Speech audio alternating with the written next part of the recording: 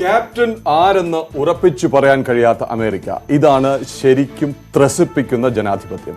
നെവാഡയിൽ എണ്ണാനുള്ളത് 14% vote എന്ന് പറഞ്ഞാൽ 1.25 ലക്ഷം. അവിടെ ബൈഡന്റെ ലീഡ് വെറും 7000-ൽ പരം മാത്രവും. അങ്ങനെ 5 സ്റ്റേറ്റുകൾ കൂടി. ബൈഡന് ഭരണം ഉറപ്പായി എന്ന് പറയുമ്പോഴും ട്രംപിന് കേസ് കൊടുക്കാനുള്ള സാധ്യതകൾ കൂടി തുറന്നിട്ടിരിക്കുകയാണ് അമേരിക്ക. ഇനിയുമുണ്ട് ട്രംപ് പക്ഷത്ത് ചില നേരിയ പ്രതീക്ഷകൾ. വിശകലനങ്ങളിലേക്കും വിശദാംശങ്ങളിലേക്കും അതിഥികളിലേക്കും പോകാം. ക്യാപ്റ്റൻ അമേരിക്ക ആരംഭിക്കുന്നു. സ്വാഗതം.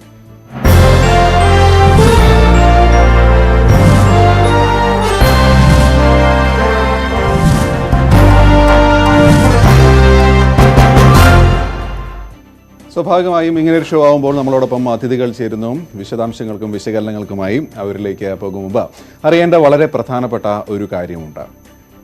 എന്നുവരും സമ്പൂർണ്ണ തെരഞ്ഞെടുപ്പ് ഫലം എന്നത് ഇപ്പോഴും സംശയമാണ്. ഏതായാലും അമേരിക്കയുടെ ചിട്ടവട്ടങ്ങൾ വെച്ച് നവംബർ 15 വരെ നീണ്ടാലും അത്ഭുതമില്ല. പക്ഷേ അതിനു മുൻപ് തന്നെ ഒരു കാര്യം വ്യക്തമാവും: ബൈഡന് 270 കടക്കാൻ കഴിയുമോ എന്ന്. പ്രദീപ്, എങ്ങനെ കാണുന്നു നിലവിലെ സാഹചര്യം? നമ്മോടൊപ്പം അതിഥികൾ ചേരുന്നതിന് മുമ്പായിട്ട് ഒരു ചെറിയ സംഗതി. US ഇലക്ഷൻസ് പ്രോജക്റ്റ് ഒരു കണക്ക് തയ്യാറാക്കിയിട്ടുണ്ട്. അമേരിക്കയിലെ തപാൽ വോട്ടുകൾ അഥവാ മെയിൽ ഇൻ വോട്ടുകൾ, അതിൻ്റെ രാഷ്ട്രീയ സ്വഭാവം വിലയിരുത്തുന്നതാണ് ഈ പദ്ധതി. ഈ കണക്ക് പ്രകാരം 44.1% ഡെമോക്രാറ്റിക് വോട്ടുകളാണ്. 26.2% മാത്രമാണ് റിപ്പബ്ലിക്കൻ വോട്ടുകൾ. 29% പ്രത്യേക പാർട്ടി അഫിലിയേഷൻ ഇല്ലാത്തവർ, അതായത് പ്രത്യേകിച്ച് ഒരു പാർട്ടിയോട് കൂറില്ലാത്തവർ. മുൻ വർഷങ്ങളിലെ വോട്ട് വച്ചുള്ള ഈ കണക്ക് ചിലപ്പോൾ തെറ്റാം. എങ്കിലും ഇനി എണ്ണാനിരിക്കുന്നതിൽ 44% ഡെമോക്രാറ്റുകൾക്ക് കിട്ടാം. അങ്ങനെയെങ്കിൽ നെവാഡയിലും ആരിസോണയിലും ബൈഡൻ പാട്ടും പഠിച്ചിരിക്കും. അതോടെ ബൈഡന് കൃത്യം 270 വോട്ട് ആവുകയും ചെയ്യും. ഗോപി, അതുമാത്രമല്ല, ഈ കണക്ക് വെച്ചാണെങ്കിൽ പെൻസിൽവാനിയയിൽ ഒരുപക്ഷേ 7 ലക്ഷത്തോളം വോട്ട് എണ്ണാനുണ്ട്. അതിൽ 44% ലഭിച്ചാൽ ട്രംപിന്റെ ലീഡ് ബൈഡൻ മറികടന്നേക്കും. അവിടെയുള്ള ഇലക്ടർ വോട്ട് കൂടി ചേരുമ്പോൾ 290 ആവും. ഏതായാലും വിശദാംശങ്ങളുമായി ഇപ്പോൾ സരുണാണ് ചേരുന്നത്. സരുൺ, ഏകദേശം നിലവിലുള്ളൊരു സാഹചര്യം ഞങ്ങൾ പറഞ്ഞു കഴിഞ്ഞു. കുറച്ചും കൂടി ആഴത്തിൽ പറയും സരുൺ. ഗോപി, 5 സംസ്ഥാനങ്ങളാണ് ട്രംപിനും ബൈഡനും അതിനിർണായകമാകാൻ പോകുന്നത്. നിലവിൽ ബൈഡൻ ലീഡ് ചെയ്യുന്ന 2 സംസ്ഥാനങ്ങൾ നെവാഡയും അതുപോലെ തന്നെ ആരിസോണയും. നെവാഡയിൽ 6 ഇലക്ട്രൽ വോട്ടാണുള്ളത്, ആരിസോണയിൽ 11 ഇലക്ട്രൽ വോട്ടും. നെവാഡയിൽ നേരത്തെ സൂചിപ്പിച്ചതുപോലെ നിസാര വോട്ടിനാണ് ഇപ്പോൾ ബൈഡൻ ലീഡ് ചെയ്യുന്നത്. അവിടെ 25% വോട്ടാണ് ഇനി എണ്ണാനുള്ളത്. ഇതിൽ എന്തെങ്കിലും മാറ്റം സംഭവിച്ചാൽ ബൈഡന് തിരിച്ചടിയാകും. നെവാഡ പിടിക്കേണ്ടത് ബൈഡന് അനിവാര്യമാകുന്നു. അതുപോലെ തന്നെ ആരിസോണയിൽ ഇന്നലെ ബൈഡൻ വിജയം ഉറപ്പിച്ചതാണ്. പക്ഷേ അവസാന 12% വോട്ടെണ്ണുമ്പോൾ ബൈഡന്റെ ലീഡ് നില കുറയുന്നതായാണ് കണ്ടത്. അവിടെ റിപ്പബ്ലിക്കൻസ് തെരുവിലിറങ്ങി ഇങ്ങനെ മുദ്രാവാക്യം മുഴക്കി, കൗണ്ട് ദ വോട്ട് എന്ന്, വോട്ട് എണ്ണി തീർക്കണം എന്നാണ് അവിടെ റിപ്പബ്ലിക്കൻസിന്റെ മുദ്രാവാക്യം. ഇനി ഇന്നലെ വിജയിച്ച വിസ്കോൺസിൻ എന്ന് പറയുന്ന സംസ്ഥാനം, അവിടെ 10 ഇലക്ട്രൽ വോട്ടാണുള്ളത്. പക്ഷേ അവിടെ ബൈഡൻ വിജയിച്ചത് വെറും 1% താഴെ വോട്ടിനാണ്. സ്വാഭാവികമായും ആ സംസ്ഥാനത്തെ അന്തിമ വിധി കോടതിയെ ആശ്രയിച്ചിരിക്കുന്നതാണ്. അതായത് കയ്യാലപ്പുറത്താണ് ആ സംസ്ഥാനം ബൈഡന് എന്ന് പറയാം. മറ്റ് 3 സംസ്ഥാനങ്ങൾ, ട്രംപിന് ലീഡുള്ള 3 സംസ്ഥാനങ്ങൾ ഇരു കൂട്ടർക്കും അതിനിർണായകമാകുന്നു. ഒന്ന് പെൻസിൽവാനിയയിൽ 20 ഇലക്ട്രൽ വോട്ടാണുള്ളത്. ഈ പെൻസിൽവാനിയയിൽ അവസാന റൗണ്ടിൽ വോട്ടെണ്ണുമ്പോൾ ട്രംപിന്റെ ലീഡ് കുറയുന്നതായാണ് കണ്ടത്. അങ്ങനെയെങ്കിൽ ഈ നെവാഡയും ആരിസോണയും പിടിക്കുന്നതൊപ്പം ഈ പെൻസിൽവാനിയയും പിടിക്കുന്നത് ബൈഡന് അതിനിർണായകമാകുന്നു. ജോർജിയയാണ് മറ്റൊരു സംസ്ഥാനം. ജോർജിയയിൽ അവസാനം 2% വോട്ടാണ് എണ്ണിത്തീർക്കാനുള്ളത്. ഇവിടെ 0.4% മാത്രമാണ് ട്രംപ് ലീഡ് ചെയ്യുന്നത്. ഈ സംസ്ഥാനത്തും ജോർജിയയിലും പെൻസിൽവാനിയയിലും റിപ്പബ്ലിക്കൻസ് തെരുവിലിറങ്ങി ഇങ്ങനെ മുദ്രാവാക്യം വിളിക്കുന്നു: സ്റ്റോപ്പ് ദ കൗണ്ട് എന്ന്, വോട്ടെണ്ണൽ നിർത്തണമെന്ന്. കാരണം അവിടെ ട്രംപിന്റെ ലീഡ് കുറയുകയാണ്. ഈ 2 സംസ്ഥാനങ്ങളിൽ ഏതെങ്കിലും ഒന്ന് പിടിച്ചാൽ മാത്രമേ ബൈഡന് സുരക്ഷിതമാകൂ എന്ന് പറയാൻ സാധിക്കുകയുള്ളൂ. മറ്റൊരു സംസ്ഥാനം നോർത്ത് കാരോലിനയാണ്.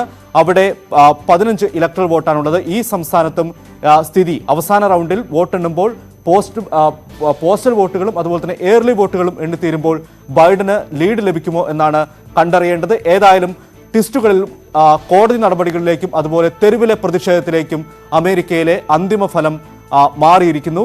ഇനി എന്ത് സംഭവിക്കുമെന്ന ആകാംക്ഷ മാത്രമാണ് ഏവർക്കും. ശരി, സരുൺ ദയവായി തുടരുക, തിരിച്ചെത്താം. ഇപ്പോൾ നമ്മുടെ അതിഥി തമ്പി ആന്റണി ചേരുകയാണ് സാൻ ഫ്രാൻസിസ്കോയിൽ നിന്ന്. ഗുഡ് മോർണിംഗ്, സ്വാഗതം ക്യാപ്റ്റൻ അമേരിക്കയിലേക്ക്. ഗുഡ് മോർണിംഗ് ഗോപിയൻ പ്രദീപ്. വളരെ നേരത്തെയാണ് ഇവിടെ, വളരെ നേരത്തെയാണ്, അറിയാം. വിളിച്ചു നടത്തുക, ഉറക്കാതിരിക്കുക എന്നുള്ളതാണ് കഴിഞ്ഞ കുറച്ച് ദിവസങ്ങളായി ഞങ്ങൾ ചെയ്തുകൊണ്ടിരിക്കുന്നത്. പക്ഷേ ഞങ്ങൾ ഇവിടെ നിന്ന് വിദഗ്ധർ ചമഞ്ഞ് വെറുതെ അനാലിസിസ് നടത്തുന്നതിനേക്കാൾ ഏറ്റവും നല്ലതാണല്ലോ കാര്യങ്ങൾ അറിയുന്ന നിങ്ങൾ വന്ന് പ്രേക്ഷകരോട് ഇത് പറയുന്നത്. അതുകൊണ്ടാണ്. അപ്പോൾ ഇപ്പോൾ പറഞ്ഞ ചില കണക്കുകൾ, പെൻസിൽവേനിയയിൽ ട്രംപ് ലീഡ് ചെയ്യുന്നു. പക്ഷേ ഇനിയുള്ളതിൽ 44% വോട്ട് ലഭിച്ചാൽ അത് മറികടന്ന് ജോ ബൈഡന് വിജയമുറപ്പിക്കാനും സ്വന്തം നാട്ടിൽ മാനം കാക്കാനും കഴിയും എന്നുള്ളത് ഒരു വശം. അതേ സാധ്യത ജോർജിയയിലും നോർത്ത് കാരോലൈനയിലും ഉണ്ട്. അലാസ്ക മാത്രമാണ് ഒരു പക്ഷേ ട്രംപിന് ഇപ്പോൾ ഉറപ്പിക്കാൻ കഴിയുന്നതും. എന്താണ് സാഹചര്യം? ഇനിയെങ്കിലും നമുക്ക് പറയാറായോ ക്യാപ്റ്റൻ അമേരിക്ക ആരാണെന്ന്? അതാണ് ഏറ്റവും ഇൻട്രസ്റ്റിംഗ് ആയിട്ടുള്ള കാര്യം. ഇപ്പൊ അരിസോണ കിട്ടുമെന്നുള്ള പ്രതീക്ഷയാണ്. അരിസോണ ഉണ്ട്. അരിസോണ വെറും 6 ഇലക്ട്രോൾ വോട്ടുള്ള അരിസോണ പോലും വളരെ 11, അതുപോലെ 6 ഉള്ള നവോഡ, അതുപോലും ഈ ഇലക്ഷൻ ഇത്രയധികം അമേരിക്കയുടെ ഹിസ്റ്ററിയിലെ ഇത്രയും ചെറിയ ഇലക്ട്രോൾ വോട്ടുള്ള സ്റ്റേറ്റുകൾ ഇത്ര ഇമ്പോർട്ടന്റ് ആയിട്ട് ഒരിക്കലും വന്നിട്ടില്ല. അതാണ് ഈ ഒരു ഫോട്ടോ ഫിനിഷൻ നമ്മൾ പറയുന്നത് കൊണ്ടാണ്. എന്നാലും ബൈഡനാണ് ഇപ്പം, എൻ്റെ ഒരു അഭിപ്രായത്തിൽ ബൈഡനാണ് ഇപ്പൊ ചാൻസ്. ഇപ്പൊ നവാഡയും അരിസോണയും കിട്ടിയാൽ ഈ ഗെറ്റ് 270. പിന്നെ പെൻസിൽവേനിയ ഈ സംഭവിച്ചത് എന്നാന്ന് ചോദിച്ചാൽ ഈ പിന്നെ മെയിലിംഗ് വോട്ട് അത് ഇനി എണ്ണാനുണ്ട്. അപ്പൊ അതും വന്നു കഴിഞ്ഞപ്പോഴാണ് ഈ ട്രംപിന് തിരിച്ചടിയായത്. അത് ഇനി എണ്ണാനുള്ളത് കൊണ്ടാണ് എല്ലാവരും പറയുന്നത് ബൈഡനാണ് മോർ ചാൻസസ്. കാരണം അത് കൂടുതലും ബൈഡൻ അനുകൂലമായിട്ടാണ് മെയിലിംഗ് വോട്ട് വരുന്നത്. അപ്പൊ അങ്ങനെ വന്ന് നോക്കുമ്പം കൂടുതൽ ചാൻസ് ബൈഡനാണ്. എന്നാലും ഇപ്പൊ കേസും ബഹളവും ഒക്കെ ആകുമ്പോഴത്തേന് ഇതൊരു ഡിക്ലെയർ ചെയ്യാനായിട്ട് കുറച്ച് താമസം. ഇന്നലെ തന്നെ ട്രംപ് പറഞ്ഞ് ഡിക്ലെയർ ചെയ്തു പ്രസിഡന്റായി. ഇപ്പൊ പണ്ടൊരു ഫിലോസഫർ പറഞ്ഞ പോലെ ഞാൻ ജീവിച്ചിരിക്കാന്ന് എന്റെ മാത്രം ആവശ്യമെന്ന് പറഞ്ഞ പോലെ അമേരിക്കൻ പ്രസിഡന്റ് ആയിട്ട് ഇരിക്കുക എന്നുള്ള ഇപ്പൊ ട്രംപിന്റെ മാത്രം ഒരു ആവശ്യമായിട്ട് മാറി. കാരണം ജനങ്ങള് ട്രംപിനെ കൈവിട്ട മട്ടാണ്. കാരണം ബൈഡൻ ഇത്രയും കയറി വരുമെന്ന് ആരും പ്രതീക്ഷിച്ചില്ല. അപ്പോൾ ജനങ്ങൾക്ക് ഇപ്പൊ പ്രതീക്ഷ എനിക്ക് തോന്നുന്നു ബൈഡനിലാണ്, ട്രംപിനുള്ള പ്രതീക്ഷ പോയി. ഇപ്പം ട്രംപിന്റെ മാത്രം ആവശ്യമാണ്. അപ്പൊ അദ്ദേഹം എങ്ങനെയെങ്കിലും പിടിച്ച് നിൽക്കാൻ വേണ്ടി കേസും വഴക്കൊക്കെ പോകാൻ സാധ്യതയുണ്ട്. എങ്ങനെയെങ്കിലും ഹോൾഡ് ചെയ്യാൻ നോക്കും. ഇപ്പൊ ഹരിസോണ തന്നെ പുള്ളിക്ക് വേണേ കേസ് കൊടുത്തിട്ട് ഹോൾഡ് ചെയ്യാം. അങ്ങനെ പലതും എല്ലാവരും പറയുന്നത്, അവരുടെ ആൾക്കാർ വിളിച്ചു പറയുന്നത് കൗണ്ടിങ് സ്റ്റോപ്പ് ചെയ്യാനാണ്. ഇങ്ങനെ ഇത്ര ആൾക്കാർ തെരുവിലിറങ്ങി ബഹളം ഉണ്ടാക്കുന്ന ഒരു സംഭവം പോലും അമേരിക്ക ഉണ്ടായിട്ടില്ല. കാരണം അതുപോലെ ടൈറ്റായിട്ട് വന്നത് കൊണ്ടാണ് ഇത് സംഭവിക്കുന്നത്. ആൾക്കാരെല്ലാം ഇന്നലെ രാത്രി കാണിച്ചുകൊണ്ടിരിക്കുന്ന വിഷ്വൽസ് ഈ പ്രകടനങ്ങളുടെയാണ്. നിലവിൽ ശാന്ത സ്വഭാവമുള്ള പ്രകടനങ്ങളാണ് കാണുന്നത്. എന്താണ് സാർ അവിടുന്ന് കാണുന്നത്? ഇരു കൂട്ടരും ഒരുപോലെ തന്നെ വലിയ മുദ്രാവാക്യങ്ങളുമായി തെരുവിൽ ഇറങ്ങുകയാണോ? അത് ഏതെങ്കിലും ഒരു വിഭാഗമാണോ? അവർ ശാന്ത സ്വഭാവമുള്ള സ്ഥലങ്ങളാണ്. പക്ഷെ പോർട്ട്ലൻഡിലൊക്കെ കുറച്ച് വയലന്റ് ആവുന്നുണ്ട്. പോർട്ട്ലൻഡ് ഏരിയയിലൊക്കെ, എല്ലായിടത്തും ഒന്നുമില്ല. എന്നാലും ഇത് ഒരിക്കലും സംഭവിക്കാത്ത കാര്യങ്ങളാണ് ഇപ്പൊ സംഭവിക്കുന്നത്. ഇവിടെ ഇലക്ഷൻ അങ്ങനെ അടിയും ബഹളമൊന്നും ഉള്ളതല്ല. ഇലക്ഷൻ ഇവിടെ അവധി പോലും ഇല്ലല്ലോ ഇവിടെ, അമേരിക്കയിൽ അറിയാമല്ലോ. അപ്പം എല്ലാവരും വീട്ടിൽ ഇരുന്നു അല്ലെ മെയിലിംഗ് അങ്ങനെയൊക്കെയാണ്. വളരെ ശാന്തമായിട്ട് പോകുന്നൊരു സംഭവമാണ്. ഈ ഒരു വർഷം മാത്രമാണ് ഇങ്ങനെ ഒരു കോമ്പറ്റീഷനും ഇങ്ങനെ ഒരു ഫോട്ടോ ഫിനിഷിലേക്ക് പോകുന്നത്. ഈ ബൈഡൻ വിഭാഗത്തിന്റെ എല്ലാ വോട്ടും എണ്ണുക എന്നുള്ള മുദ്രാവാക്യം അത് വ്യക്തമായി കേൾക്കാം. മറുഭാഗത്തിന്റെ മുദ്രാവാക്യം എന്താണ് സാർ? സ്റ്റോപ്പ് ചെയ്യാനായിട്ട് എല്ലാം സ്റ്റോപ്പ് ചെയ്യണമെന്നാണ് ട്രംപ് പറയുന്നത്. നമ്മുടെ ആൾക്കാർ പറയുന്നത് ഇനി എണ്ണേണ്ട ആവശ്യമില്ല. അത് നേരത്തെ പറഞ്ഞായിരുന്നു. അപ്പൊ അത് എണ്ണി കഴിഞ്ഞാൽ പുള്ളിക്ക് മെയിലിങ്ങോട്ട് വരുമ്പം ബൈഡന് മുൻതൂക്കം വരുമെന്നൊരു പ്രതീക്ഷ ഉണ്ട് അവർക്ക്. അതുകൊണ്ടാണ് അവർ അങ്ങനെ പറയുന്നത്. ഇപ്പോൾ ന്യൂജേഴ്സിയിൽ നിന്ന് സജിമോൻ ആന്റണി, ഫൊക്കാന ജനറൽ സെക്രട്ടറി, നമ്മോടൊപ്പം ചേരുന്നുണ്ട്. ഞങ്ങൾ പറയുന്നത് കേൾക്കാമോ ശ്രീ സജിമോൻ? അപ്പൊ good morning, once again welcome to Captain America. Thank you and good evening to you guys. Thampi Antony ഞങ്ങളെ ഓൾറെഡി ജോയിൻ ചെയ്തു. അദ്ദേഹം പറയുന്നതനുസരിച്ച് പ്രകടനങ്ങൾ നടക്കുന്നു. ഇപ്പോഴും ക്യാപ്റ്റൻ അമേരിക്ക ആര് എന്ന് പ്രഖ്യാപിക്കാൻ അദ്ദേഹം തയ്യാറല്ല. പക്ഷേ അദ്ദേഹം കാണുന്ന സാധ്യത ജോ ബൈഡനിൽ തന്നെയാണ്. ഇത് നിങ്ങളൊരു ക്യാപ്റ്റനെ എന്ന് തീരുമാനിക്കും എന്നെങ്കിലും ഇപ്പോൾ പറയാൻ പറ്റുമോ? ഇത് പ്രസവ സമയം കഴിഞ്ഞു, ബേബിയുടെ തല നമുക്ക് കാണാം.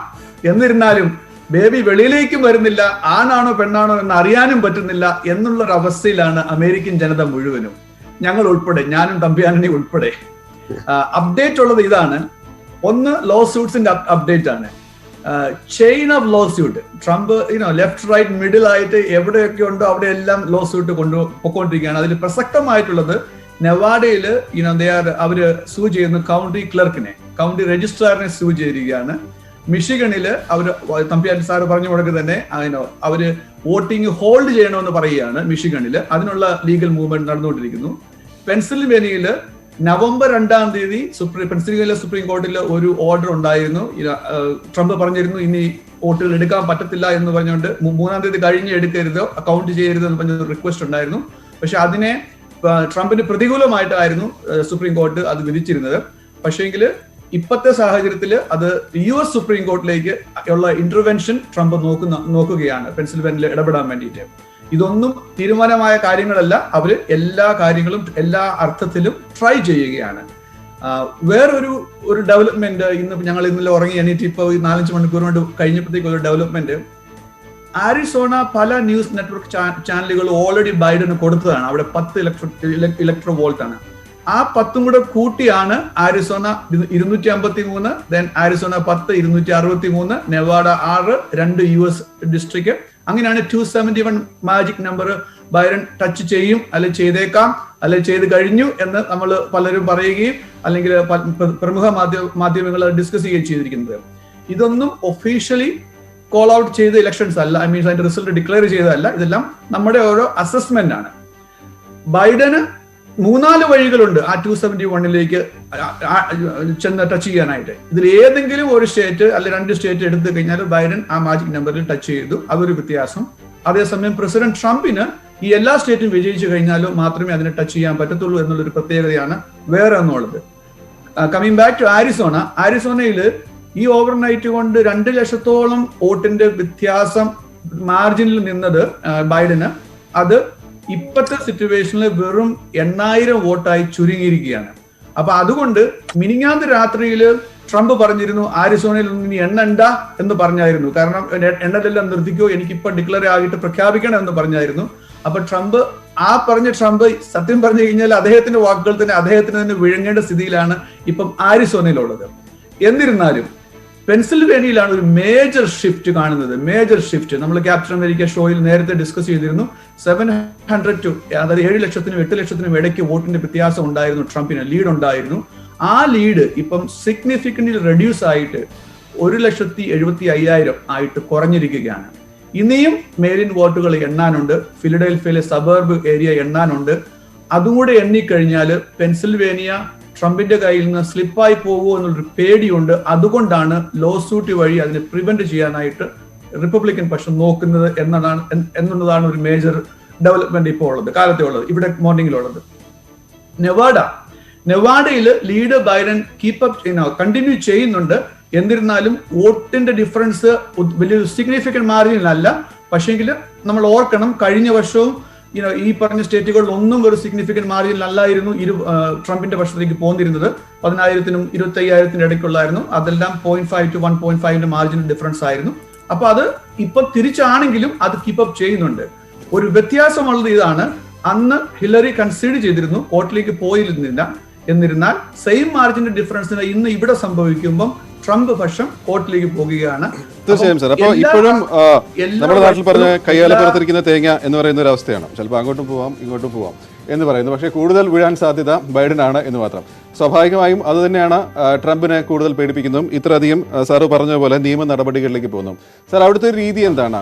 ഇവിടെയൊക്കെ നിയമ നടപടികൾക്ക് എടുക്കുന്ന ഒരു സമയം, അവിടെ എടുക്കുന്ന സമയം എങ്ങനെയാണ്? ഈ നിയമ നടപടികളിലൂടെ ഇപ്പം നീട്ടിക്കൊണ്ടുപോകണം വെച്ചാൽ ട്രംപ് ഉദ്ദേശിക്കുന്നു വെച്ചാൽ അത് എത്രമാത്രം നീട്ടിക്കൊണ്ടുപോകാൻ പറ്റും? എങ്ങനെയാണ് നിയമപരമായ കാര്യങ്ങൾ? ഒരു കാര്യം കൂടി അതിനോടൊപ്പം, ഇത്തരം പരാതികൾ അല്ലെങ്കിൽ ഇത്തരം ഹർജികൾ കാര്യമായി എന്റർടൈൻ ചെയ്യുമോ US-ലെ കോടതികൾ? കാര്യം ഇപ്പോൾ പലയിടത്തും അതാത് പ്രാദേശിക തെരഞ്ഞെടുപ്പ് ഓഫീസർമാർക്കെതിരെ ഒക്കെയാണ്. ഇപ്പോൾ അങ്ങ് പറഞ്ഞ പോലെ ഒരു കൗണ്ടിയിൽ കേസ് വന്നു, അതുപോലെ ചിലയിടങ്ങളിൽ സ്റ്റേറ്റ് സെക്രട്ടറിക്കെതിരെ കേസ് കൊടുക്കുന്നു. ഇതെല്ലാം എന്റർടൈൻ ചെയ്യുകയും വളരെ നാൾ ഇങ്ങനെ നീട്ടിക്കൊണ്ടു പോവുകയും ചെയ്യുന്ന ഒരു സാഹചര്യം US-ൽ നിലവിലുണ്ടോ? ഒത്തിരി നീണ്ടുപോകാനുള്ള ചാൻസ് ഇല്ല. ഫോർ എക്സാമ്പിൾ പെൻസിൽവേനിയ സുപ്രീം കോടതിയിലെ കേസ് കൊടുത്ത് 2-3 ദിവസം കൊണ്ട് റെസ്പോൺസ് വന്നായിരുന്നു. അവർ 2 ദിവസം അല്ലെങ്കിൽ 3 ദിവസം കണ്ടിട്ട് US സുപ്രീം കോടതിയിൽ ഒരു ഇന്റർവെൻഷൻ പറഞ്ഞായിരുന്നു. അതും ഒരാഴ്ചക്കകം അതിന്റെ റെസ്പോൺസ് വന്നിരുന്നു. ഒള്ളി തിങ് പുതിയതായിട്ട് വന്ന ജഡ്ജ്, 9ാമത്തെ ജഡ്ജ് ഈ കഴിഞ്ഞ 2 ആഴ്ച മുമ്പാണ് ഇലക്ട് ആയത്. ആ ജഡ്ജ് വിട്ടു നിന്നിരുന്നു. ബാക്കിയുള്ള 8 പേരാണ് അതിനകത്ത് ഡിസ്കസ് ചെയ്തത്. പക്ഷെ ട്രംപിന്റെ എക്സ്പെക്ടേഷന് US സുപ്രീം കോടതിയിലേക്ക് ഇതിനെ വലിക്കാനുള്ള അല്ലെങ്കിൽ പുഷ് ചെയ്യാനുള്ള ഒരു റീസൺ ഞാൻ നിഷ്പക്ഷമായിട്ട് പറയുകയാണെങ്കിൽ ഇപ്പോഴത്തെ ബാലൻസ് അനുസരിച്ചിട്ട് 6-3 ആണ്. കൺസർവേറ്റീവ് ജഡ്ജസ് 6, 3 പേര് ലിബറൽ. നോർമലി മിക്കവാറും ചീഫ് ജസ്റ്റിസ് റോബർട്ട്സ് ഒരു ഇച്ചിരി ഒരു നടുക്ക് നിന്ന് ആ ഒരു ടൈപ്പ് ആയിരുന്നു. ചില സമയത്ത് കൺസർവേറ്റീവ് ലീനിങ് ആയിരിക്കും, ചില സമയത്ത് ശ്രീ സജിമോൻ ആന്റണി, ഒരു ചെറിയ ക്ലാരിഫിക്കേഷൻ ഇപ്പൊ ഒരുപക്ഷെ ഇവിടെയുള്ള പ്രേക്ഷകർക്ക് കൂടി മനസ്സിലാവാൻ വേണ്ടിയാണ് ഇത് ചോദിക്കുന്നത്. ഈ കൺസർവേറ്റീവ്സ് ഭാഗത്തും നിന്ന് നിൽക്കുന്നവർ എന്ന് പറയുന്നത് ഇവരെല്ലാം പൊളിറ്റിക്കൽ അപ്പോയിന്റീസ് അല്ലേ? ഒന്നാമത്തെ ചോദ്യം. 2, ഈ കൺസർവേറ്റീവ്സ് കൊണ്ട് അങ്ങ് ഉദ്ദേശിച്ചത് റിപ്പബ്ലിക്കൻ നോമിനീസ് ആണോ, മറുഭാഗത്തുള്ള 3 ഡെമോക്രാറ്റിക് നോമിനീസ് ആണോ? ഇവരുടെ പൊളിറ്റിക്കൽ അപ്പോയിന്റ്മെന്റ് അല്ലെങ്കിൽ ഇവരെ നിയമിച്ച രാഷ്ട്രീയ പ്രസ്ഥാനത്തോട് അല്ലെങ്കിൽ പ്രസിഡന്റിനോട് കൂറ് പുലർത്തുന്ന രീതിയിലുള്ള അനുകൂലമായ വിധി പ്രസ്താവങ്ങൾ അവിടെ ഉണ്ടാകാറുണ്ടോ? കൂറ് പുലർത്തരുത് എന്നുള്ളതാണ് നിയമം പറയുന്നത്. ഇൻഡിപെൻഡന്റ് ആയിരിക്കണം ജഡ്ജ്മെന്റ്. എന്നിരുന്നാലും താങ്കളുടെ ചോദ്യത്തിനുള്ള ആൻസർ ഇതാണ് പ്രദീപ്. കൺസർവേറ്റീവ് എന്ന് പറയുന്നത് റിപ്പബ്ലിക്കൻ നോമിനേറ്റഡ് ജഡ്ജസ് ആണ്. അവരാണ് 6 പേര്. ബാക്കി 3 പേര് ലിബറൽ എന്ന് പറഞ്ഞു കഴിയുമ്പോൾ അവരെ ഡെമോക്രാറ്റിക് പാർട്ടി നോമിനേറ്റ് ചെയ്തതാണ്. അപ്പൊ ഇവിടുത്തെ സുപ്രീം കോടതി ജഡ്ജസ് 9 പേരാണ്. ആ 9 പേരെ നോമിനേറ്റ് ചെയ്യുന്നത് പ്രസിഡന്റ്മാരാണ്. സെനറ്റിന്റെ അപ്രൂവലോടുകൂടി 50% മേളിൽ അപ്രൂവൽ വേണം സെനറ്റിനകത്ത്. അപ്പം ബറാക് ഒബാമയുടെ സമയത്ത് അദ്ദേഹത്തിന് 2 ചാൻസ് ഉണ്ടായിരുന്നു. ഒരാളെ അപ്പോയിന്റ് ചെയ്യാൻ പറ്റുള്ളൂ.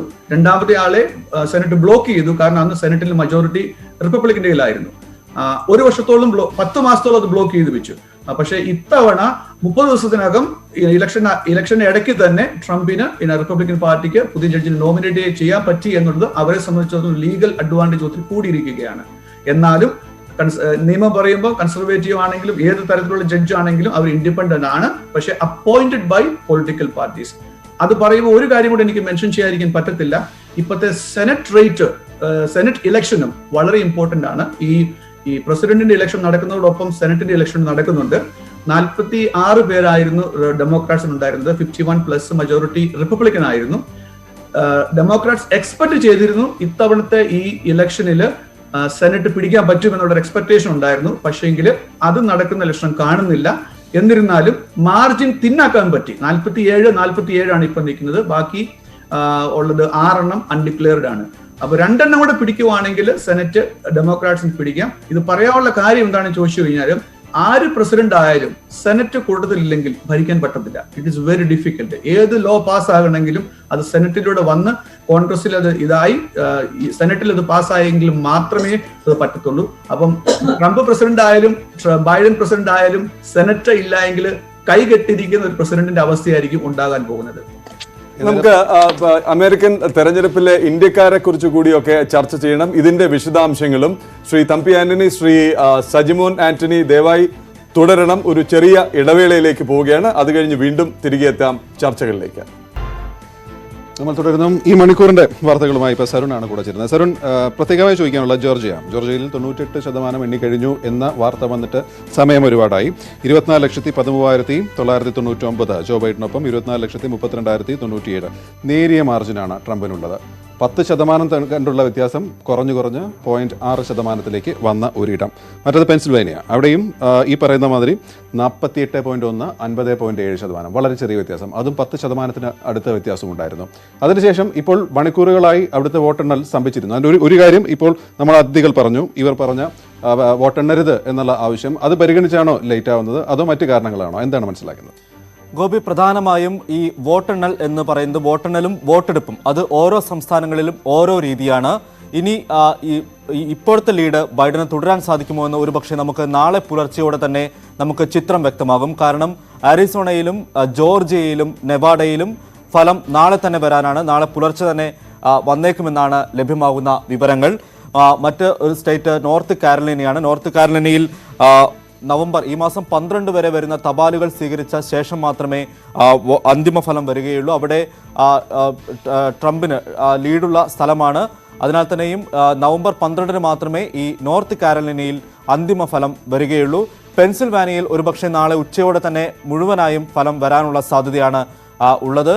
അലാസ്ക എന്ന് പറയുന്നത് ട്രംപിന്റെ ഉറച്ച കോട്ടയാണ്. അവിടെ 3 ഇലക്ട്രൽ വോട്ടുകളാണുള്ളത്. അലാസ്കയിൽ ഒരുപക്ഷെ നവംബർ 15 വരെ കാത്തിരിക്കേണ്ടി വരും. പക്ഷെ അത് റിപ്പബ്ലിക്കൻ കോട്ടയാണ്. അത് ഡെമോക്രാറ്റുകൾ പ്രതീക്ഷിക്കുന്ന ഒരു സംസ്ഥാനവുമല്ല. നേരത്തെ സൂചിപ്പിച്ച പോലെ ഈ വോട്ടെടുപ്പിനും വോട്ടെണ്ണലിനും ഓരോ സംസ്ഥാനത്തും ഓരോ സമയവുമാണ്. അത് ഓരോ സംസ്ഥാനത്തും മാറിക്കൊണ്ടിരിക്കാവുന്ന ഒരു സാഹചര്യവുമാണ് ഉള്ളത്. ഇപ്പോൾ ജോർജിയയിലും പെൻസിൽവാനിയയിലും വോട്ടെണ്ണൽ നിർത്തിവെക്കണമെന്നാവശ്യപ്പെട്ട് ട്രംപ് കോടതിയെ സമീപിച്ചിട്ടുണ്ട്. അതേസമയം തന്നെ മറ്റൊരിടത്ത് ബൈഡൻ മുന്നേറുന്ന സ്ഥലത്ത് വോട്ടെണ്ണൽ തുടരണമെന്നുമാണ് റിപ്പബ്ലിക്കൻസിന്റെ ആവശ്യം. ഗോപി, നേരത്തെ നമ്മൾ അതിഥികൾ പറഞ്ഞ പോലെ അദ്ദേഹത്തിന്റെ ആവശ്യം ഒരു സ്ഥലത്ത് നിർത്തിവെക്കണമെന്നും ഒരു സ്ഥലത്ത് തുടരണമെന്നും അതിനിടയിൽ സോണയിൽ എണ്ണണം, പെൻസിൽവാനിയയിൽ എണ്ണണ്ട. രണ്ടാമത്തെ വിഷയം ഇന്നിപ്പോൾ പ്രധാനമായും 2 പ്രതികരണങ്ങൾ ഉണ്ടായിട്ടുള്ളത്. ഒന്ന് ബൈഡന്റെ ഭാഗത്തു നിന്നാണ്. അധികാരം വന്നു കഴിഞ്ഞാൽ ട്രംപിന്റെ പല നയങ്ങളും തിരുത്തും, കാലാവസ്ഥാ വ്യതിയാനം അടക്കമുള്ള പല നയങ്ങളും തിരുത്തുമുണ്ട് എന്ന പ്രഖ്യാപനവുമായി അദ്ദേഹം വന്നു. മറ്റൊന്ന് ട്രംപിന്റെ ട്വീറ്റുകളാണ്. 5ഓളം ട്വീറ്റുകൾ ഉണ്ടായി. 5ഓളം ട്വിറ്റർ സ്റ്റാമ്പ് ചെയ്യുകയും ചെയ്തു. പ്രതി ഈ ലൂസിഫർ എന്ന് പറഞ്ഞ സിനിമയിൽ ഒരു ഡയലോഗ് ഉണ്ടാവും, ഇതാണ് വലിയ തമാശ ഇന്ത്യൻ രാഷ്ട്രീയം. അമേരിക്കൻ തെരഞ്ഞെടുപ്പ് കാണുമ്പോൾ വലിയ വ്യത്യാസമൊന്നുമില്ല, എല്ലായിടത്തും ഏകദേശം ഇങ്ങനെയൊക്കെ തന്നെയാണ് എന്ന് അല്ല. ഒരുപക്ഷെ ഇത് സാധാരണക്കാർ ഒരുപക്ഷെ ചർച്ച ചെയ്യുന്നത് ഈ ട്രംപും ബൈഡനും തമ്മിലുള്ള മത്സരവും ഈ ട്രംപിന്റെ വാചക കസർത്തും ഒക്കെ കാണുമ്പോൾ അതിനേക്കാൾ ഒരുപക്ഷെ ഓർക്കാൻ സാധ്യത പെരിച്ചാഴി എന്നുള്ള സിനിമയാണ്. ഇന്ത്യയിൽ നിന്നൊരു മലയാളി അവിടെ പോയി തെരഞ്ഞെടുപ്പ് അട്ടിമറിച്ച് ബാലറ്റ് ബോക്സുമായി കടന്നു കളയുന്ന സിനിമ വലിയ ഹിറ്റായോ എന്നുള്ളത് എനിക്കറിയത്തെ. എന്തായാലും അങ്ങനെ ഒരു സിനിമയുണ്ടായി. കേരളത്തിൽ നിന്ന് സ്പെഷ്യലിസ്റ്റിനെ US ഇലക്ഷനിൽ ഇറക്കി അത് അട്ടിമറിക്കുന്ന സാധ്യതയും. ഏതായാലും നമ്മുടെ അതിഥികൾ ഈ ഘട്ടത്തിൽ നമ്മളോട് ചേരുന്നു പ്രതീക്ഷിക്കുന്നു. നമ്മളിനി ഇതിന്റെ ചർച്ചയുടെ അടുത്ത ഘട്ടത്തിൽ ഇന്ത്യൻ വംശജർ അല്ലെ, അവരുടെ സാധ്യത അത് നോക്കാം അല്ലെ. ഈ തെരഞ്ഞെടുപ്പിൽ ഇന്ത്യൻ വംശജർക്ക് കിട്ടിയ പ്രാധാന്യം അത് ശ്രദ്ധിക്കേണ്ട ഒന്ന് തന്നെയാണ്. പ്രതിനിധി സഭ അഥവാ കോൺഗ്രസിലേക്ക് രാജാ കൃഷ്ണമൂർത്തി, ആമി ബെഹ്റ, റോ ഖന്ന, പ്രമീള ജയപാൽ എന്നിവർ ജയിച്ചു കഴിഞ്ഞു. ഒഹായോയിലെ സ്റ്റേറ്റ് സെനറ്റിലേക്ക് ഒഹായോയിൽ നിന്ന് നീരജ് അന്താനിയും തെരഞ്ഞെടുക്കപ്പെട്ടു.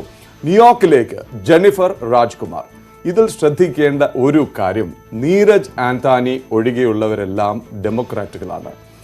അപ്പോൾ ക്ഷമിക്കണം, നീരജ് അന്താനി മാത്രമാണ് റിപ്പബ്ലിക്കൻ, മറ്റുള്ളവരെല്ലാം ഡെമോക്രാറ്റുകൾ. അപ്പോൾ ഇന്ത്യൻ വംശജർ പൊതുവെ ഡെമോക്രാറ്റുകൾ ആണെന്നാണോ ഇത് വ്യക്തമാക്കുന്നത് എന്ന് നമുക്ക് അവരോട് തന്നെ ചോദിക്കാം. ശ്രീ സജിമോൻ ആന്റണി, ശ്രീ തമ്പി ആന്റണി ദക്ഷിണ തെക്കേക്കളത്തിൽ നമ്മോടൊപ്പം ചേർന്നു എന്ന് കരുതുന്നു. ആദ്യം ശ്രീ തമ്പി ആന്റണിയിലേക്ക്, അവിടെയുള്ള ഇന്ത്യക്കാർ ഭൂരിഭാഗമെങ്കിലും ഡെമോക്രാറ്റുകളാണോ? അങ്ങനെ ഒരു ധാരണയുണ്ടോ? അതെ, അത് വർഷങ്ങളായിട്ട് അങ്ങനെയാണ്. പ്രത്യേകിച്ച് ഈ വർഷത്തെ ഒരു പ്രത്യേകത എന്ന് പറഞ്ഞാൽ നമ്മുടെ കമല ഹാരിസ്, ഒരു കാമല എന്ന് അവർ പറയുന്നത്, പക്ഷെ കമല ഹാരിസ് ഞങ്ങളുടെ അറ്റോർണി ജനറൽ ആയിരുന്നു കാലിഫോർണിയയിൽ. കമല ഹാരിസ് വൈസ് പ്രസിഡന്റ് ആയിട്ട് പുള്ളി സെലക്ട് ചെയ്ത് തന്നെ വലിയൊരു ലീഡ് കിട്ടാനായിട്ടൊരു ഓപ്പർച്യൂണിറ്റി ആയിരുന്നു.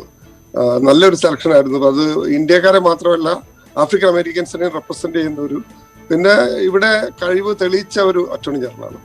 അപ്പൊ കൂടുതലും നോർമലി കാലിഫോർണിയ എല്ലാം ഡെമോക്രാറ്റിക് ആണ്. ഇത്തവണ അത് കുറച്ചുകൂടെ വീര്യം കൂടിയിട്ടുണ്ട്. അതുകൊണ്ടാണ് കാലിഫോർണിയ അവർ എഴുതി തള്ളിയത്. കാലിഫോർണിയ ഒരിക്കലും റിപ്പബ്ലിക്കൻ അവിടെ ഒരു പ്രചരണത്തിന് പോലും വന്നിട്ടില്ല. ആദ്യം ഒരു മീറ്റിംഗ് വന്നു, പിന്നെ ഇങ്ങോട്ട് തിരിഞ്ഞു നോക്കാതെ പോയതാണ് Trump.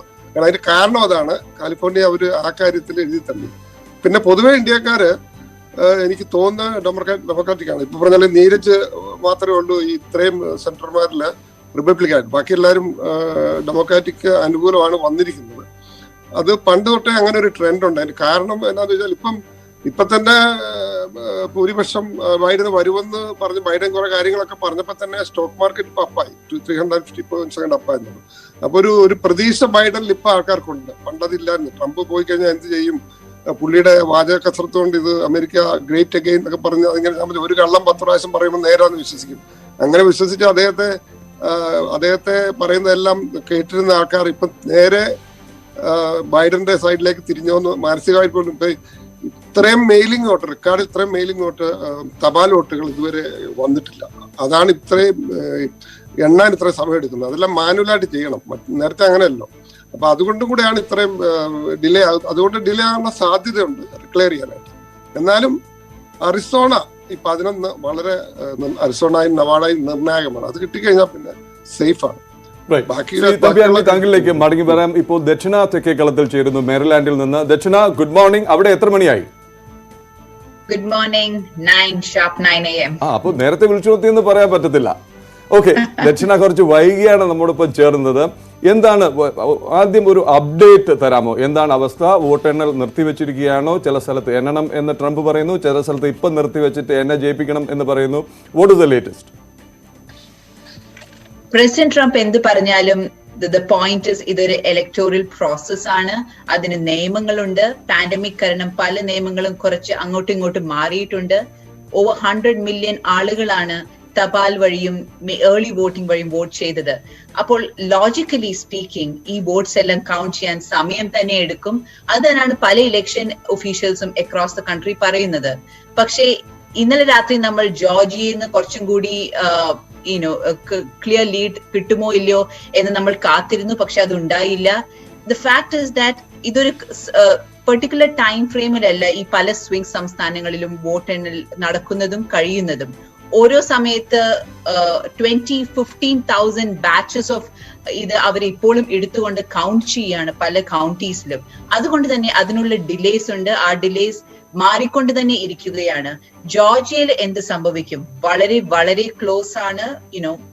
Like I said yesterday, Georgia Democratsന് പോവാണെങ്കിൽ അത് not only political victory, it's a moral victory for them. പക്ഷെ ഇൻ അരിസോണ ഞാനിപ്പോ റിപ്പോർട്ട്സ് കാണുമ്പോൾ കുറച്ച് ബൈഡനെതിരെയുള്ള ലീഡ് കുറച്ച് മാറുന്നുണ്ടോ എന്നാണ് റിപ്പോർട്ടേഴ്സ് ചോദിക്കുന്നത്. അത് ട്രംപ് ഇപ്പോൾ കഴിഞ്ഞ കുറച്ച് മണിക്കൂറുകളായി വന്ന തപാൽ വോട്ടുകളിൽ ട്രംപിന് ഫേവർ ചെയ്ത ഫലം കണ്ടുകൊണ്ടിരിക്കുന്നുണ്ട്. And of course the big beast എന്ന് പറയാവുന്ന പെൻസിൽവേനിയ. പക്ഷെ അവിടെ ഇപ്പോഴും നിരീക്ഷകർ പറയുന്നത് ഇനി കൗണ്ട് ചെയ്യാൻ ഉള്ള വോട്ടുകൾ ഡെമോക്രാറ്റ് ലീനിങ് കൗണ്ടീസ് എന്നുള്ളതിലാണ്. അതുകൊണ്ട് തന്നെ ബൈഡന് പെൻസിൽവേനിയ കിട്ടാൻ ഇനിയും chances are still yet open. Of course, both Trump campaign and Biden campaign watching every move closely. Rendu perum and their legal teams are ready to, endu vannalum ella curriculum neekan rendu camps-um തയ്യാറായിക്കൊണ്ട് തന്നെ ഇരിക്കുകയാണ്. ശരി, നമുക്ക് നമ്മുടെ സജിമോൻ ആന്റണിയോട് കൂടി ഈ ചോദ്യം ഒന്ന് ചോദിക്കേണ്ടതുണ്ട്. രണ്ട് കാര്യം. തമ്പി ആന്റണി പറഞ്ഞു അവിടെ വളരെ നേരത്തെയാണെന്ന്. ദക്ഷിണ പറയുന്നു 9 മണിയാണെന്ന്. 3 ടൈം സോണുകളാണല്ലേ? അതും കൂടി ഞങ്ങൾക്കൊന്ന് മനസ്സിലാക്കാൻ വേണ്ടിയിട്ട് 3 ടൈം സോണാണ്. താങ്കൾ ഇരിക്കുന്ന സ്ഥലത്ത് ഇപ്പോൾ എത്ര സമയമായി? ശ്രീ തമ്പി ആന്റണി ഇരിക്കുന്ന സാൻ ഫ്രാൻസിസ്കോയിൽ എത്ര മണിയായി? മേരിലാൻഡിൽ 9 മണിയാണെന്ന് ദക്ഷിണ പറഞ്ഞു കഴിഞ്ഞു. ഒപ്പം അതുപോലെ ഈ ഇന്ത്യക്കാർ മൊത്തം അതല്ലെങ്കിൽ ഭൂരിപക്ഷവും ഡെമോക്രാറ്റുകളായത് എങ്ങനെ? അത് കാലാകാലങ്ങളായി അങ്ങനെയാണോ? എന്തുകൊണ്ട്? ടൈം സോൺ ഞാനും ദക്ഷിണയും സെയിം ടൈം സോണിലാണ്. ഞങ്ങൾ രണ്ടുപേരും ഈസ്റ്റേൺ ടൈം ആണ്. ന്യൂജേഴ്സി, ന്യൂയോർക്ക്, മേരിലാൻഡ് ഇതെല്ലാം സെയിം ആണ്. പിന്നെയുള്ള ടൈം സോൺ എന്ന് പറഞ്ഞാൽ സെൻട്രൽ ആണ്. അത് ചിക്കാഗോ ഏരിയ അല്ലെങ്കിൽ ടെക്സസ് ഏരിയ അതാണ്. അത് ഞങ്ങളെക്കാളും 1 hour പുറകോട്ടാണ് റഫ്ലി. പിന്നെയുള്ളത് നമ്മുടെ മിസ്റ്റർ തമ്പി ആന്റണി ഉള്ള കാലിഫോർണിയ ഏരിയ ആണ്, വെസ്റ്റേൺ റീജിയൻ. അത് 3.5 മണിക്കൂർ ഡിഫറൻസ് ഉണ്ട് ഇവിടെ തമ്മിൽ. അതാണ് ടൈം സോണിന്റെ. പിന്നെ ഇന്ത്യക്കാരുടെ ഇലക്ഷനകത്ത് തമാശ രൂപേണ ഞങ്ങൾ മലയാളീസ് ഇവിടെ പറയും, അമേരിക്കയിൽ വരുമ്പം എല്ലാവരും ഡെമോക്രാറ്റ്സ് ആണ്. തമാശ രൂപേണ ആണെങ്കിലും പറയും. പക്ഷെ അതിനകത്ത് ചില വസ്തുതകളുമുണ്ട്. ഒരു 15-10 വർഷം കഴിയുമ്പോഴത്തേക്ക് അവർ ചിലപ്പോൾ ഇൻഡിപെൻഡന്റ് ആവും. 15-20 വർഷം കഴിയുമ്പോഴത്തേക്കും കുറച്ച് ആൾക്കാർ പെട്ടെന്ന് റിപ്പബ്ലിക്കൻ ആവും. ആദ്യ കാലങ്ങളിൽ ആദ്യത്തെ 5 വർഷം വന്ന ആ ടോണും സംസാരവും കാര്യങ്ങളും ഒക്കെ ടോട്ടലി ഓപ്പോസിറ്റ് ആയിരിക്കും ആ ഒരു 20 വർഷം 25 വർഷം കഴിയുമ്പോൾ വരുന്നത്. അപ്പൊ അങ്ങനെ ഒരു ചെറിയൊരു തമാശ രൂപേണയാണെങ്കിലും പറയാറുണ്ട്. അതിൽ ചില കാര്യങ്ങളും ഉണ്ട്. തീർച്ചയായും തമാശയാണെങ്കിലും താങ്കൾ പറഞ്ഞു വെച്ചത് ഒരു വലിയ മാനസിക വ്യാപാരത്തെ കുറിച്ചാണ്. അത് കൃത്യമായി മനസ്സിലാക്കുന്നവർക്ക് മനസ്സിലാവുകയും ചെയ്യും. തുറന്നോളൂ. Okay, thank you. കാരണം ഇക്കണോമിക് സ്റ്റാറ്റസ് ചേഞ്ച് ചെയ്ത് കഴിയുമ്പോഴത്തേക്കും Republican party consider to be a business party, right, or business people or upper class, അങ്ങനെ ആ ഒരു രീതിയിലുള്ള ഒരു ടോക്കാണ് ഉള്ളത്. ഡെമോക്രാറ്റിക് പാർട്ടിക്കുള്ള ഒരു ന്യൂനത എന്ന് പറയാൻ പറ്റത്തില്ല, അല്ലെങ്കിൽ ഒരു പറച്ചിൽ എന്ന് പറഞ്ഞു കഴിഞ്ഞാൽ സോഷ്യലിസം കൂടുതൽ പ്രൊപ്പഗേറ്റ് ചെയ്യുന്നു എന്നുള്ളതാണ് ഡെമോക്രാറ്റിക് പാർട്ടിയെ പറ്റി, ലെഫ്റ്റ് ലീനിങ് ആയിട്ടുള്ള ആൾക്കാരെ പറ്റി പറയുന്നത്. അപ്പൊ ഇവിടെയുള്ള ചില സോഷ്യൽ ബെനിഫിറ്റുകൾ ഇവിടെ വരുമ്പോൾ എല്ലാ ഇമിഗ്രൻസിനും വേണം. 5-10 വർഷം കഴിയുമ്പോഴത്തേക്കും അവരുടെ സ്ഥിതിഗതികൾ ഇംപ്രൂവ് ആയി കഴിയുമ്പോഴത്തേക്കും അവർ പയ്യെ ലീൻ ചെയ്ത് മറ്റൊരു സിറ്റുവേഷനിലേക്ക് പോകുന്നു. ഇത് ജനറലൈസ് ചെയ്ത് ഞാൻ പറഞ്ഞതല്ല. പിന്നെ മിസ്റ്റർ തമ്പി ആന്റണി നേരത്തെ ആ തുടക്കത്തിൽ പറഞ്ഞ പോണക്ക്, അതുപോലെ തന്നെ ദക്ഷിണ നേരത്തെ പറഞ്ഞത് പോണക്ക് തന്നെ മജോറിറ്റി ഡെമോക്രാറ്റ്സ് ആണ് എന്നുള്ളതാണ് എൻ്റെ ഒരു അനലൈസിസ്. മേ ബി 60-40 ആയിരിക്കും. 60% സംതിങ് ഡെമോക്രാറ്റ്, 40% റിപ്പബ്ലിക്കൻ ലീനിങ് ആയിരിക്കാം. ഒന്നത്, ഇന്ത്യക്കാര് ഈ സമയങ്ങളിൽ കഴിഞ്ഞ 5-8 വർഷമായിട്ട് കൂടുതൽ ഇൻവോൾവ്മെന്റ് അമേരിക്കൻ പൊളിറ്റിക്സിൽ നടക്കുന്നുണ്ട്. ഇപ്പം നേരത്തെ അവർ ഷൈവേ ആയിരുന്നു, ഇപ്പം പല സ്റ്റേറ്റിലും സ്റ്റേറ്റ് സെനറ്റിലേക്കും അതുപോലെ തന്നെ കോൺഗ്രസ് സെനറ്റിലേക്കും US കോൺഗ്രസിലേക്കും ഒക്കെ ഒത്തിരി കാൻഡിഡേറ്റ്സ് വരികയും കുറെ അധികം ആൾക്കാർ തെരഞ്ഞെടുക്കപ്പെടുകയും ചെയ്യുന്നുണ്ട്. ഇത്തവണത്തെ റിസൾട്ട് മിക്സ്ഡ് ആയിരുന്നു. കഴിഞ്ഞ തവണ എനിക്ക് തോന്നുന്നു ഇച്ചിരൂടെ 2016 കുറെ കൂടി ഇന്ത്യക്കാർ ജയിച്ചിരുന്നു എന്ന് എനിക്ക് തോന്നുന്നു. പക്ഷേ ഈ 2020 മിക്സ്ഡ് ആണ്. താങ്കൾ സ്റ്റേറ്റ് സെനറ്റിൽ മൈ ഓൺ ഫ്രണ്ട് ഉണ്ടായിരുന്ന കെവിൻ തോമസ് കഴിഞ്ഞ തവണ ജയിച്ചിരുന്നു 2016 ന്യൂയോർക്കിലേക്ക്. പക്ഷെ ഇത്തവണ അൺഫോർച്ചുനേറ്റ്ലി അദ്ദേഹം 8,000 ട്രെയിൽ ചെയ്യുകയാണ്. ഡിക്ലെയർ ചെയ്തു, കൺസിഡർ ചെയ്തു എന്നാണ് ഞാൻ കേൾക്കുന്നത്. എന്നാലും 28,000 വോട്ട് എണ്ണാൻ ബാക്കിയുണ്ട് എന്ന് ഞാൻ കേൾക്കുന്നു. പിന്നെയുള്ളത് മിസ്റ്റർ ടോം വിരുപ്പൻ ഉണ്ടായിരുന്നു ടെക്സസിൽ നിന്ന്, അദ്ദേഹം കൺസിഡർ ചെയ്തു. എന്നാൽ സന്തോഷകരമായിട്ട് പറയാനുള്ളത് മിസ് പ്രമിള ജയപാൽ ജയിച്ചിട്ടുണ്ട്, രാജാ കൃഷ്ണമൂർത്തി, അതുപോലെ തന്നെ നീരജ് അന്താരി, അങ്ങനെയുള്ള ആൾക്കാർ ജയിച്ചിട്ടുണ്ട്. അപ്പൊ അതും നല്ല കാര്യമാണ്. അപ്പം overall speaking Indian involvement in American politics is increasing day by day. അതിന്റെ ഒരു എക്സാമ്പിൾ ആണ് മേ ബി നമ്മളെല്ലാവരും ഇവിടെ ഇരുന്ന് ഇപ്പൊ സംസാരിക്കുന്നത് തന്നെ. 3 ദിവസമായിട്ട് വേറൊരു പണിയും ചെയ്യാതെ ഈ ഒരു ഇലക്ഷൻ അനാലിസിസ് മാത്രമാണ്. നേരത്തെ ഇത് ഇന്ത്യയിൽ അല്ലെ കേരളത്തിലൊക്കെ ആയിരുന്നു ഇത്രയും വിശാലമായിട്ട് ഇന്ത്യക്കാരുടെ ഇൻവോൾവ്മെന്റ് ഉണ്ടായിരുന്നത്. പക്ഷെ അത് ഇപ്പം അമേരിക്കൻ പൊളിറ്റിക്സിലും നമ്മളെല്ലാവരും ഇവിടെ 3 വർഷം ഇരുന്നത് തന്നെ അതിന്റെ ഒരു തെളിവാണ്. തീർച്ചയായും. ഇനി നമുക്ക് തമ്പി സാറിലേക്കാണ് പോകേണ്ടത്. തമ്പി സാർ, പ്രധാനമായിട്ടും നമുക്ക് അറിയേണ്ടത് ഈ കോടതി ഇടപെടൽ, നേരത്തെ നമ്മൾ പറഞ്ഞ ഒരു കാര്യമുണ്ട്, അതിന്റെ സാധ്യതകളെ കുറിച്ച് കൂടിയാണ്. തമ്പി സാർ, ഒരു നിമിഷം ഒരു ചെറിയ ഇടവേള, ടൈം ബ്രേക്കാണ്, ഞങ്ങൾക്കത് ക്ഷമിക്കണം. ഇതാ വരുന്നു.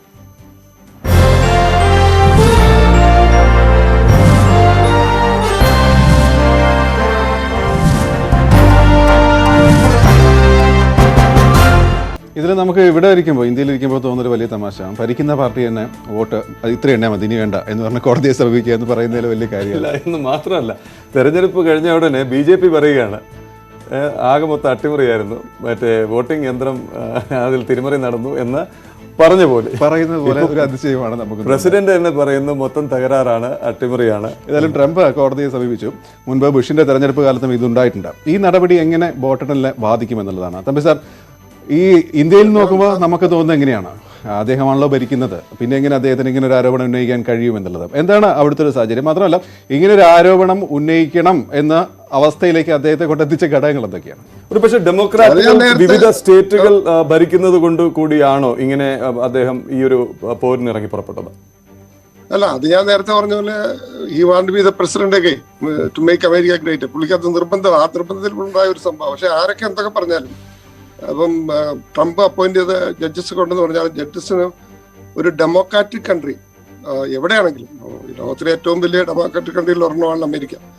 ഈ സിറ്റിസൺസ് ചെയ്ത വോട്ടുകൾ മുഴുവൻ കൗണ്ട് ചെയ്യാതെ ഇലക്ഷൻ റിസൾട്ട്, അല്ലെങ്കിൽ റിസൾട്ട് പറയാം ഭൂരിപക്ഷം ഉണ്ടെങ്കിൽ, പക്ഷെ മുഴുവൻ കൗണ്ട് ചെയ്യണം എന്നുള്ളത് ഒരു അലിഖിത നിയമമാണ്. അത് നമുക്ക് ഒരിക്കലും മറികടക്കാൻ പറ്റുമെന്ന് എനിക്ക് തോന്നുന്നില്ല. അത് മറികടന്നാൽ അത് ജനങ്ങളുടെ അവകാശമാണ്. ഒരു കോടതിക്കും അത് ചോദ്യം ചെയ്യാൻ പറ്റത്തില്ല. അങ്ങനെ ഒരു സാഹചര്യത്തിൽ ഇത് നീണ്ടുപോകാം. പിന്നെ ഈ പറഞ്ഞ പോലെ ഭൂരിപക്ഷം ആർക്കും വന്നില്ലെങ്കിൽ ഇത് മുന്നോട്ട് പോകാനുള്ള ഈ ഒരു ഫൈറ്റിൽ ഇത് മുന്നോട്ട് പോകാനുള്ള സാധ്യതയാണ് കൂടുതൽ. ഇപ്പൊ അരിസോണ ഇത്രയും നാളും ഇപ്പൊ മാറ്റങ്ങളൊന്നും അരിസോണ ഇല്ല. അതിപ്പം ബൈഡനിൽ നിന്ന് പോയി കഴിഞ്ഞാൽ ബൈഡൻ പിന്നെ ട്രബിൾ ആവും. ബാക്കിയെല്ലാം ട്രംപിന് കിട്ടിയതെല്ലാം മാറി. അതുകൊണ്ട് ഇത് ഈ മെയിലിൻ വോട്ട് കൂടുതലും ഡെമോക്രാറ്റിക് ആണ്, ഫേവർ എന്നൊരു ധാരണയിലാണ് ഇതിപ്പോ ബൈഡൻ വരുമെന്ന് നമ്മളെല്ലാവരും പറയുന്നത്. പക്ഷെ അത് അങ്ങനെ നിർബന്ധമൊന്നുമില്ല. മെയിലിൻ വോട്ട് കൂടുതലും ഇപ്പൊ ഈ കൊറോണ സീസൺ ആയതുകൊണ്ട് എല്ലാവരും വീട്ടിൽ ഇരുന്ന് വോട്ട് ചെയ്തുകൊണ്ടാണ് ഇത്രയധികം മില്യൺസ് ഓഫ് വോട്ട് വന്നത്. അതുകൊണ്ടാണ് ഈ ഡിലേ വന്നത്.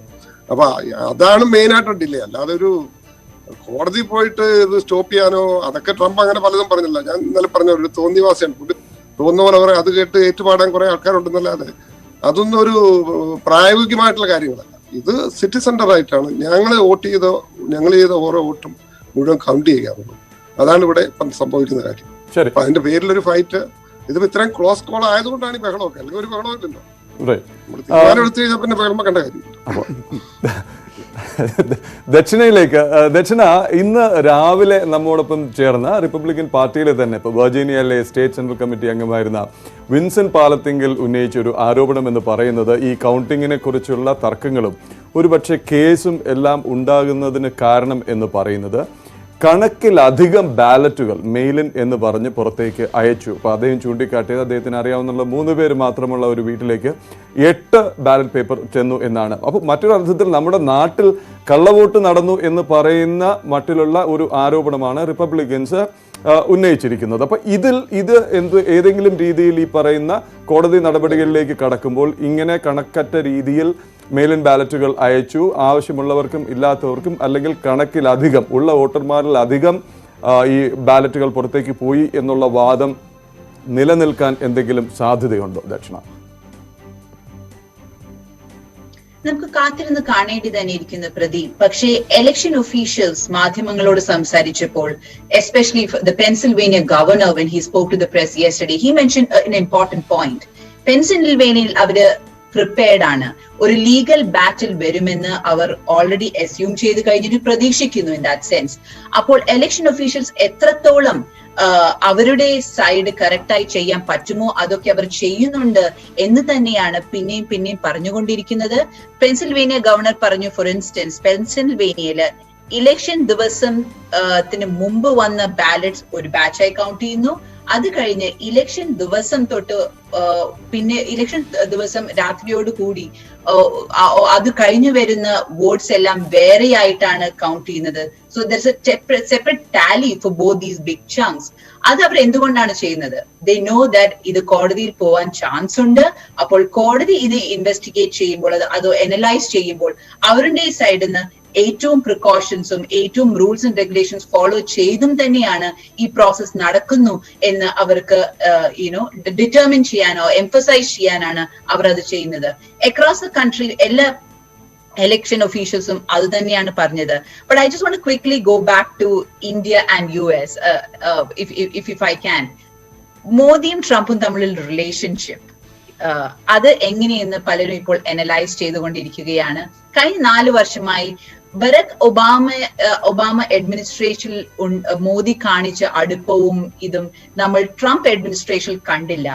Trump went to India last year. അതിനെക്കാട്ടും മുമ്പ് ഇവിടെ വലിയ ഹൗഡി മോഡി ടെക്സസിൽ ഉണ്ടായിരുന്നു. 50,000 ഇന്ത്യൻസ് attended that. പക്ഷേ അതൊക്കെ റിപ്പബ്ലിക്കൻസ് വോട്ട്സ് ആയിട്ട് ഇന്ത്യൻ ഡയാസ്പറയിൽ മാറിയോ എന്നുള്ളത് ഇറ്റ്സ് എ ബിഗ് ക്വസ്റ്റ്യൻ. അത് തന്നെയാണ് some of the Senate races and House races have shown us. പക്ഷേ the point is that Modi Trump relationship ഇനി ട്രംപ് തിരിച്ചു വരികയാണെങ്കിൽ എങ്ങനെ മുന്നോട്ട് പോകുമെന്നുള്ളത് നമ്മൾ കാത്തിരുന്ന് തന്നെ കാണാം. Trump administration has done a lot of things against the visa regulations for the H-1B workers for instance. പക്ഷേ ഇന്ത്യൻ ഡയസ്പറയിൽ ഒരു സെക്ഷൻ ആളുകൾ are rich businessmen.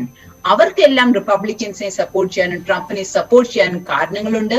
He has cut the tax rates for businesses in the US.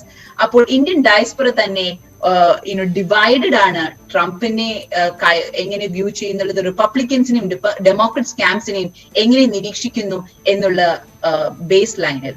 ശരി ദക്ഷിണ, തിരികെ വരാൻ നമ്മുടെ അവസാന ഘട്ടത്തിലേക്ക് കടക്കുകയാണ് ചർച്ചയുടെ. ഇപ്പോൾ നമ്മളിപ്പോൾ കാണുന്ന കാഴ്ച അമേരിക്കയിൽ എങ്ങും പ്രതിഷേധമാണ്. ഇരുവിഭാഗവും തെരുവിലിറങ്ങിയിരിക്കുന്ന കാഴ്ചയാണ്. ട്രംപിനെ അനുകൂലിക്കുന്നവരും എതിർക്കുന്നവരും തെരുവിൽ തന്നെയുണ്ട്. പ്രതിഷേധം കലാപത്തിന്റെ സ്വഭാവത്തിലേക്ക് ഇതുവരെ വളർന്നിട്ടില്ല, പോർട്ട്ലൻഡ് പോലെയുള്ള ചില ഭാഗങ്ങൾ ഒഴിച്ചാൽ. പക്ഷേ ഒട്ടേറെ പേർ അറസ്റ്റിലായിട്ടുണ്ട്. ഈ പ്രതിഷേധങ്ങൾ പിടിവിട്ടു പോകാനുള്ള സാധ്യത എത്രമാത്രമുണ്ട്? നമ്മുടെ സ്ക്രീനിൽ നിറയെ കാണുന്നത് ഈ പ്രതിഷേധത്തിന്റെ കാഴ്ചകളാണ്. പെട്ടെന്ന് 3 പേരിലേക്കും വരാം. ശ്രീ സജിമോഹൻ ആന്റണി ആദ്യം. അതിലേക്ക് പോകുന്നതിന് ഒരു ക്വിക്ക് റെസ്പോൺസ് തരാൻ ഞാൻ ആഗ്രഹിക്കുന്നു, ഇഫ് ഓക്കെ ആണെങ്കിൽ. പ്ലീസ്. ബാലറ്റ് എന്തുകൊണ്ട് ഇന്നലത്തെ പാനലിൽ ഞാനും ഉണ്ടായിരുന്നു, ദക്ഷിണയും ഉണ്ടായിരുന്നു. അതിനകത്ത് ഒരു ഹീറ്റ് ടോപ്പിക് നടന്നിരുന്നു, അതിനകത്ത് സംസാരം നടന്നിരുന്നു. ബാലറ്റ് എന്തുകൊണ്ട് 1-2 വീടുകളിൽ അല്ലെങ്കിൽ കുറെ വീടുകളിൽ മൾട്ടിപ്പിൾ വന്നതെന്ന് ചോദിച്ചു കഴിഞ്ഞാൽ അതിന് റീസൺസ് ഉണ്ട്. ചില സമയത്ത് ബാലറ്റ് മെയിലും ചെയ്ത് കഴിയുമ്പോൾ അതിന്റെ നമ്പേഴ്സ് ലൈനപ്പ് ചെയ്യുമ്പോൾ അവർ ചിലപ്പം ചില മിസ്റ്റേക്സ് ഫൈൻഡ് അപ്പ് ചെയ്യും.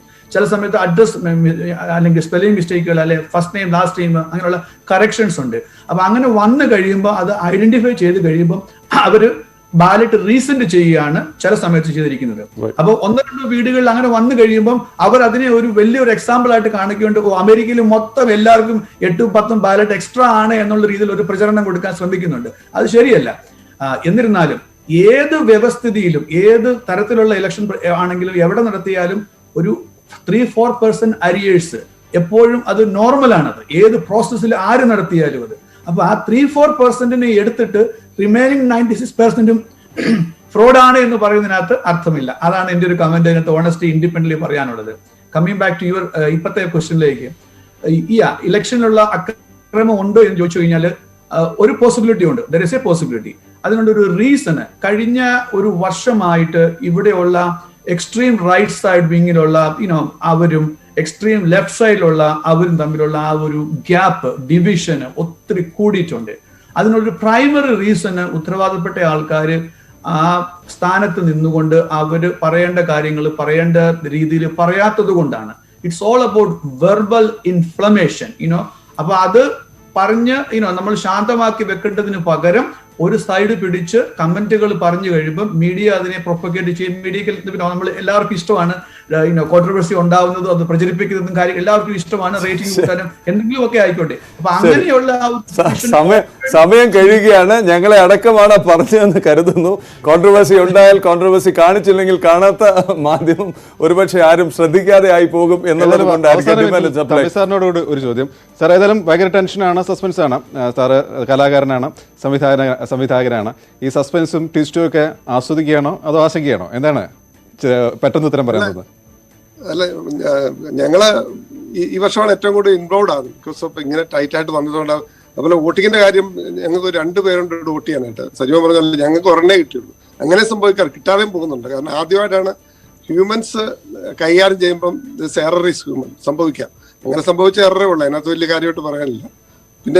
പിന്നെ ആര് വന്നാലും, ഇപ്പൊ ട്രംപ് വന്നാലും ബൈഡൻ വന്നാലും സൊനറ്റിൽ ആര് ഭൂരിപക്ഷം കിട്ടുന്നത് അവരാണ് തീരുമാനങ്ങൾ എടുക്കുന്നത്. അതുകൊണ്ട് ഇന്ത്യക്ക് എങ്ങനെ വരുമെന്ന് നമ്മൾ അറിയേണ്ട സെനറ്റിന്റെ ഭൂരിപക്ഷം അനുസരിച്ചിരിക്കും. ഇന്ത്യക്ക് വളരെ അവരുടെ തീരുമാനങ്ങൾ നമുക്ക് അനുകൂലമായിട്ട് വരാനാണ് സാധ്യത. കാരണം ഇപ്പോഴത്തെ ഒരു സിറ്റുവേഷനിൽ, കാരണം ഇന്ത്യ അവർക്കും ആവശ്യമാണ്, നമുക്ക് അമേരിക്ക ആവശ്യമാണ്. അതുകൊണ്ട് ആര് വന്നാലും, ഇപ്പൊ മോദി വന്നാലും വേറൊരാൾ വന്നാലും ഇവിടെ ട്രംപ് വന്നാലും ബൈഡൻ വന്നാലും ഇന്ത്യക്ക് അനുകൂലമായുള്ള ഒരു സാധ്യതയാണ് ഇപ്പം ഞാൻ കാണുന്നത്. എനിക്ക് അങ്ങനെയാണ് തോന്നാറ്. നമ്മുടെ സമയം അവസാനിക്കുകയാണ്. ക്ഷമിക്കണം, മറ്റൊരു മാർഗവുമില്ല. അടുത്ത പരിപാടിയിലേക്ക് നീങ്ങേണ്ടതുണ്ട്. എന്തായാലും വളരെ ഫലപ്രദം, വളരെ വിശദം, വളരെ ആധികാരികം. വളരെയധികം നന്ദിയുണ്ട് ഇത്രയും വിശദമായി നാട്ടുകാർക്ക് മനസ്സിലാകുന്ന രീതിയിൽ ഇക്കാര്യങ്ങൾ വിശദീകരിച്ചതിന്, അപ്ഡേറ്റ്സ് തന്നതിന്. സജിമോൻ ആന്റണി, തമ്പി ആന്റണി, ദക്ഷിണ തെക്കേക്കളത്തിൽ, thank you very much. Captain അമേരിക്കയെ തീരുമാനിക്കുന്നത് വരെ നമുക്കിങ്ങനെ കണ്ടുകൊണ്ടേയിരിക്കാം. വീണ്ടും ന്യൂസ് 18 കേരളത്തിൽ നിന്ന് നന്ദി, നമസ്കാരം.